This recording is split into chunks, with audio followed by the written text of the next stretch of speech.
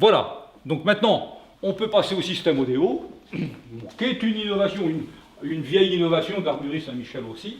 Vous voyez, le système ODO qui est là. Alors, c'est une bande. Vous voyez, c'est pas très esthétique hein, d'ailleurs, hein, mais bon. C'est une bande réglable. Donc c'est une bande à côté d'une bande. Donc là, vous avez la bande du fusil. Oui, la bande. Et là, vous avez une autre bande. Alors vous me direz, bah, tiens Morales, mais pourquoi vous avez foutu une autre bande? C'est quand même relativement inesthétique, il faut le reconnaître. Et alors, cette bande, elle a la particularité d'être réglable en hauteur. Voyez-vous, dans tous les sens. Elle se règle selon les doigts. Regardez, vous allez voir. Donc si on prend un petit peu de recul, on va voir. Elle se règle en convergence, en divergence, en convergence donc horizontale et en divergence horizontale. Donc soit convergence et divergence verticale, soit convergence et divergence horizontale. Donc elle se règle dans tous les sens. Et cette bande, en fait, c'est pour ceux qui ont un œil soit un œil directeur, donc le complexe du borne, opposé, ouais. tout à fait, donc le complexe du borne, donc un œil directeur opposé, ceux qui n'arrivent pas à fermer l'œil, si vous voulez, ou qui ont, j'ai eu dernièrement, j'en ai monté un, enfin on va en monter deux, un pour un point rouge aussi, parce qu'on en monte aussi pour des carabines sur un système ODO. D'accord. Donc, mais là, c'est pour des fusils. J'en ai monté un pour un monsieur qui avait un glaucome, justement, sur l'œil droit, et c'était rédhibitoire, donc il devait arrêter la chasse. Et quand il a vu ça, donc il m'a acheté une arme d'ailleurs neuve sur laquelle j'ai monté ce point rouge. Et je vais vous montrer son petit témoignage. Il m'a envoyé en fin de cette année une petite carte postale que je pourrais vous lire d'ailleurs, qui est très émouvante pour me remercier. Car voilà. si, et c'est un. Oui. Si vous n'avez pas fait ce système-là, il a arrêté la chasse. Il a arrêté la chasse. Tout à fait. Et ça fait qu'on perdait aussi encore un chasseur. Alors on perdait un chasseur, mais la plus grande récompense pour moi, bon, il est évident que sur nos innovations, on vit de ce que l'on fabrique. On n'est pas étranger, si vous voulez, de l'argent qu'on prend, hein, fatalement. Hein, c'est pas un sujet tabou. Mais ça a été pour moi la plus grande récompense. Quand j'ai reçu cette carte, si vous voulez, ça m'a fait plaisir, j'ai été ému. Je l'ai gardé et je l'ai toujours à côté de mon établi. Et je vous en lirai quelques passages, voyez-vous, pour vous montrer un petit peu cette sensibilité. Voilà. Donc le système ODE, œil directeur opposé. On peut être d'un œil directeur opposé à gauche ou d'un œil directeur opposé à droite. Voilà. Donc sachons que ça peut se mettre d'un côté ou de l'autre, et sachant qu'après, comme c'est réglable, en général, notre anthrax de l'œil se situe entre 60 et 65 selon les individus. Voilà. Donc, en fait, on a toute faculté de pouvoir s'ajuster sans problème à l'œil directeur du client. Voilà. Et le budget pour ce système? Alors, nous fabriquons essentiellement donc à la demande et sur mesure, donc à chaque fois, donc ça coûte 450 €. Nous investissons du temps parce qu'à chaque fois il faut refabriquer un système et tout, et que c'est assez singulier. Donc en fait, bon, si nous avions une production très industrialisée de tout, il est évident que nous aurions la faculté de pouvoir en réduire les coûts. Mais là, comme nous fabriquons sur des productions très artisanales, bon, il en est évident que ça a une incidence sur le coût, quoi. D'accord. Voilà. Très bien.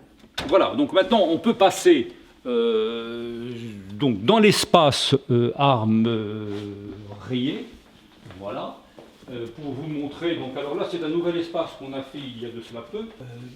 Il y a un petit peu de tout. Là ici il y a les lunettes. Alors on fait aussi, on aime beaucoup la qualité des lunettes, notamment Leica. Je trouve que le rapport qualité-prix est particulièrement excellent.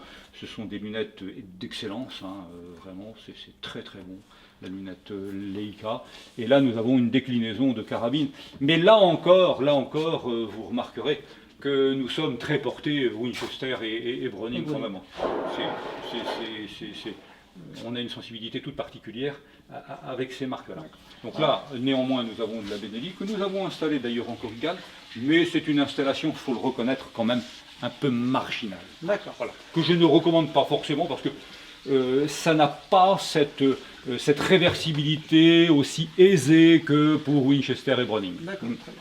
Alors, une petite question que je me pose, où je chasse, on regarde mon exemple, moi, on n'est pas en sanglier, c'est des sangliers de passage, on a beaucoup plus de chevreuils et de renards, quoique cette année les renards, voilà. Alors, quel calibre pourriez-vous me conseiller?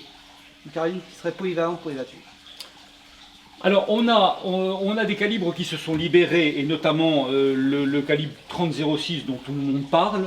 Donc le calibre 30-06 c'est un calibre très polyvalent. D'abord on va poser le calibre, on va expliquer ce que c'est qu'un calibre. Donc 30 c'est une expression anglo-saxonne donc du calibre. Donc 30 c'est 30 centièmes de pouce. Un pouce c'est 25,4, 30 c'est 7,62. Voilà. Donc le diamètre c'est 7,62. 06 c'est son année donc, de conception, donc du siècle dernier. Donc vous voyez, c'est un calibre qui a plus d'un siècle. 06, ça n'a rien du tout à voir avec les balles ou en fin de compte. Parce que moi je pensais, bête comme je suis, que 30-06 c'était le calibre 30 et que 06 c'était le diamètre de la balle. Non, alors 30 c'est le diamètre de la balle. 30 effectivement, vous avez raison, donc 30 c'est le diamètre de la balle. Et 06, non, ça obéit. Alors il faut savoir qu'il y a des expressions relativement fantaisistes aussi sur les calibres. Par exemple, je vous prends le 30-30. Alors le 30-30, c'est le calibre principal de cette carabine Winchester à levier de sous-garde, donc calibre 30, donc on est toujours sur du 30, 7,62. Et 30, en fait, c'était une expression de chargement à l'époque qui voulait que l'on mette donc 30 grains de poudre dans la munition. Donc vous voyez, c'est une expression très empirique. Donc bon, après, globalement, et encore, je suis peut-être modeste, il existe à peu près 5000 calibres répertoriés dans le monde, donc on n'a pas fini, hein. Donc on n'a pas fini. Mais après, si vous voulez, vous avez des grandes familles. Donc, vous avez des 5 ou 6 mm, vous avez des 7 mm, vous avez des 7,62, vous avez des 8 mm aussi, vous avez des 9 mm. Voilà, donc après ça obéit, si vous voulez, à des grandes familles de calibres. Et il y a pas mal, disons, de calibres qui réunissent à peu près les mêmes propriétés balistiques, si vous voulez, dans cette famille, quoi, hein, voilà. Donc, alors, pour en revenir à ce calibre un peu polyvalent, vous m'avez posé la question, moi je recommande le 30-06, pourquoi? Parce que c'est un calibre très polyvalent, c'est un calibre qui est très doux. Alors moi je l'ai essayé, alors c'est d'une douceur extrême, c'est très pneumatique, j'ai été assez peu de recul, c'est très agréable, donc ce calibre. Vous avez une déclinaison de balles qui est très importante. Vous avez en plus des prix qui sont très intéressants sur ces calibres-là, parce qu'il y a une telle production que vous arrivez à avoir des munitions de chasse de qualité, une boîte de 20 autour de 30 €, donc ça me paraît raisonnable quand même, soyons clairs. Bon, je sais que c'est toujours la guerre des tarifs, mais il va falloir arrêter cette fièvre quand même, donc s'arrêter quand même sur des prix moyens.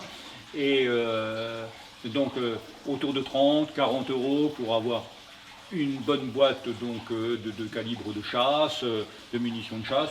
Donc moi le 30-06 c'est un calibre qui a une très bonne notoriété. Et je reprends toujours la citation d'Ernest Hemingway qui disait: si je devais prendre un calibre et un seul calibre pour aller chasser dans le monde entier, je prendrais le calibre 30-06. Et il faut savoir que Ernest Hemingway nous a honoré il y a de cela plus de 50 ans, voire 70 ans de sa présence sur la route, qui est la route de la Libération, qui se situe juste au-dessus de l'armurerie Saint-Michel, là, que vous avez emprunté pour venir d'ailleurs, la route du Mont Saint-Michel. Et Ernest Hemingway est passé avec les armées de Patton, donc sur cette route, pour libérer Rennes, donc on va lui rendre hommage en même temps. Hein, voilà. Très bien.